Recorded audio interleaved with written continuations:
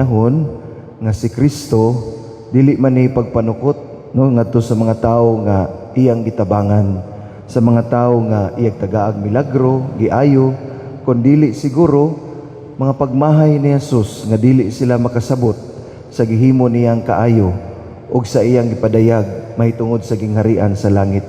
Tingali dili sa pagmahay kundi ang gibati ni Jesus para man sa ilang kaugalingon, nga moingon siya pagkaalaot gyud ninyo.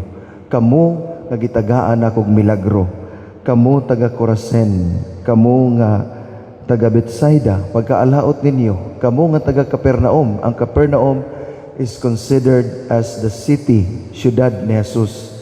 Dito mipuyo si Jesus sa Capernaum uban sa ginikanan ni Simon Pedro, no, sa iyang ugangan ni Simon Pedro. Dito ni puyo si Jesus sa ilang panimalay tungod kay gi-consider usab nga ang Capernaum syudad, city of Jesus, kay dito man ang iyang base samtang magsuroy-suroy siya, magsangyaw sa maayong balita.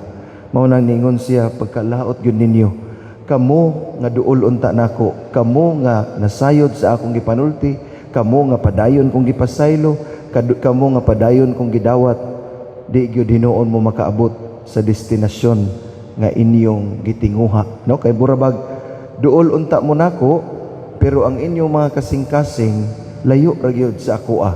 Mao nang niingon siya, mas maayo patong taga Sodoma, no? Ang Sodoma ug Gomora nga iyang nga gibuntog sa Dios nga Amahan. Niingon si Jesus, basin kadto sila maupay kaluy-an sa Dios, ug sa katapusang adlaw sila paunya ang mahidangat sa gingharian sa langit. Usahay man gud murabag kita isip tao magsaligta sa kaayo sa Ginoo, no? Magsaligta sa iyang kaayo, muhatag man ang Ginoo og higayon, ang Ginoo muhatag man og chance. Mao nang moingon ang uban, God is a God of many chances. Pero dili basad ka maulaw, no, sa kaayo ug ugma sa Ginoo nga imong abusaran ang iyang kaayo.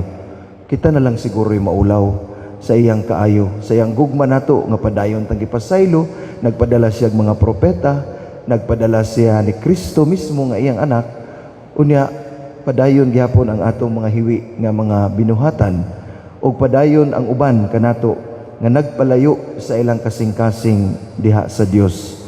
Mosimba tinuod pero walay bunga sa pagsimba, no? Wala mamunga ang pagsimba ba?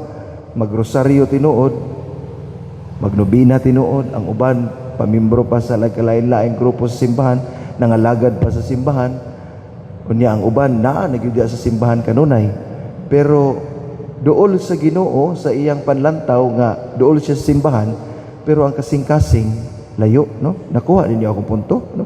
Ang uban layo gyud kaayo. Mao nang moingon ang uban nga ngano man ni Father nga sige maruntag og serbisyo simbahan, murag kadagan man akong problema, hapit na nako ingnon ba nga tanawa kuno pagbalik ang imong kaugalingon, tanawa kuno pagbalik ang imong batasan, tanawa kuno pagbalik ang imong binuhatan, kay basin maunay nakapalayo nimo sa Ginoo. No, kung ang Ginoo makahatag kanato og daghan chance, kita ra bang tao kasagaran usaray chance nga ihatag nato, no? Moingon ta, human naman to, sobra naman to. Nausahay pod kung tagaan nato og laing chance, ikaduha, ikatulo, mag-abusar naman sad. Ang Ginoo sa atong ebanghelyo karon, masabtan nato nga murag dunay kinutuban ang iyang paghatag unta nato og chance, pero di man ta Ginoo, no? Kung makita nato nga murag dinhi na ay kinutuban, pero wagi kinutuban ang iyang pagigugma, pagpasaylo ug pagpangga nato. Pero kita opposite man ta kay tao man ta. Maunang usahay makaingon ta, sobra-sobra na siguro ang akong pagtabang, sobra-sobra na siguro ang atong pag-atiman, pagpangga sa uban, nga usahay abusuhan na ang atong kaayo, dili na siya maayo, no? Kay moabot man na sa punto nga kanunay nato silang atimanon, kanunay nato silang agakon, and to think sila mismo wala magtabang sa ilang kaugalingon. Busa mga igsuon, nining atong ebanghelyo karon gipainomduman ta sa Ginoo nga He is a God of many chances. But let us also count the blessings, no? Atong ipon ang mga blessings nga gihatag sa Ginoo nato. Instead nga mag-complain ta ngano man ni Ginoo, unsa man ni Ginoo, mag-complain ta atong ipon ang mga grasya nga gihatag nato sa Ginoo. Unya atong eksaminon ang atong kaugalingon kun ang atong pagdaig, pagsimba ug pagpasalamat niya ang ayan basab sa mga grasya, blessings nga gihatag niya kanato. Usahay ang atong makita ang blessings ra nga gikan sa Ginoo, no? Sige tagdawat og blessings, sige tagdawat og grasya. Pero wa gyud nato tan-awa sa atong kaugalingon unsa sab ang kaayo gugma nga atong gibaws pagbalik ngadto kaniya. Maunang lisod gyud musud ang grasya nato.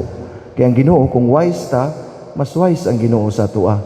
Unsaon pagsulod sa grasya niya dinhi sa atong kinabuhi kung kita mismo kadaghang higayon makalimot ug motalikod sa grasya nga iyang gipaambit kanato. Amen.